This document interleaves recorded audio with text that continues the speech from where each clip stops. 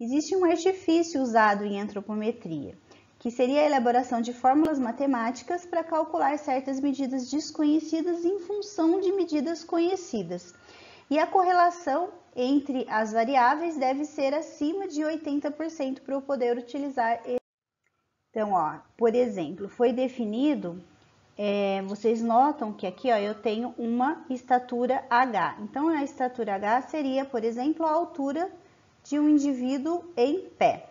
Então, para eu saber, por exemplo, quanto que mede as pernas aqui, ó, as pernas não, a distância entre as pernas, por exemplo, né, que nós temos aqui, deixa eu colocar o ponteirinho aqui, ó. Para eu saber quanto que mede a distância entre as pernas, já foi calculado anteriormente um coeficiente que, se multiplicado por essa estatura, eu consigo, né, identificar qual é essa medida. Então, eu não preciso sempre ficar realizando ela.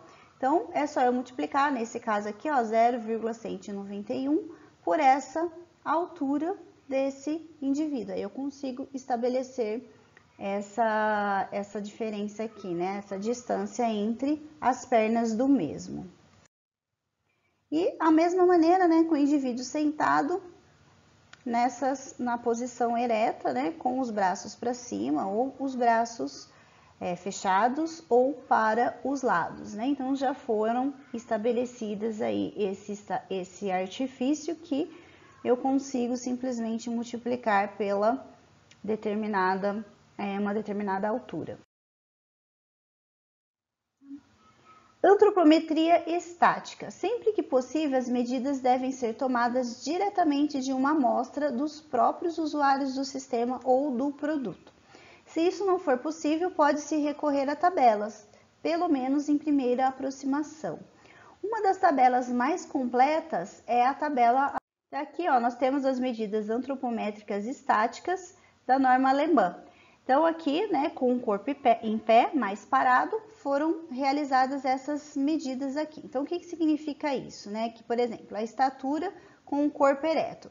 5%, apenas 5% das mulheres têm uma estatura inferior a 151 centímetros.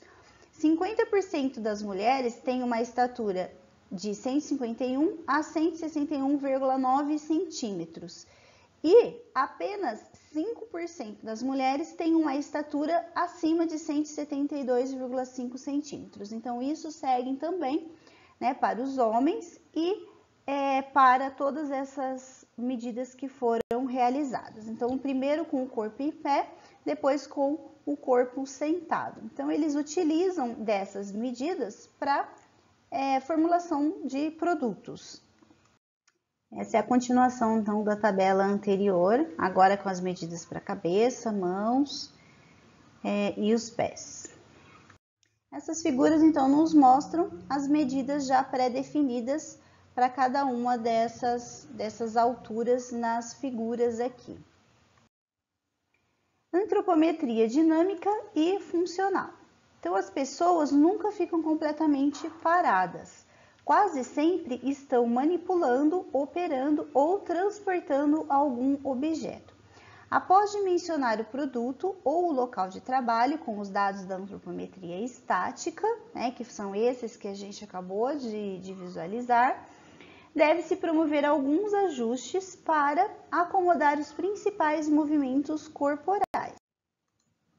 Quando os movimentos já são previamente definidos, pode-se usar dados da antropometria dinâmica, fazendo com que o projeto se aproxime mais de suas condições reais de operação. Um ajuste mais preciso pode ser realizado pela antropometria funcional, quando os movimentos corporais não são isolados entre si, mas diversos movimentos são realizados simultaneamente. Para se registrar os movimentos, pode-se utilizar diversas técnicas e também pode-se utilizar recursos de cinema, TV e fotografia. Essa figura nos mostra os planos para registro dos movimentos corporais. Então, aqui nós temos o plano direito, plano de simetria, plano posterior frontal e os diversos outros planos. Então, eles utilizam desses planos para registrar os movimentos corporais.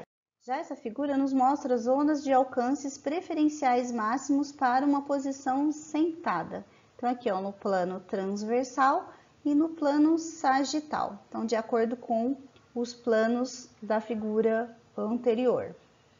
Já aqui nos mostra os alcances máximos da mão traçando envoltórios em um plano graduado. Então aqui a gente consegue, através de um plano graduado, identificar esses alcances máximos de acordo com uma determinada posição. Essa outra figura nos mostra os valores médios em graus de rotações voluntárias do corpo na antropometria dinâmica.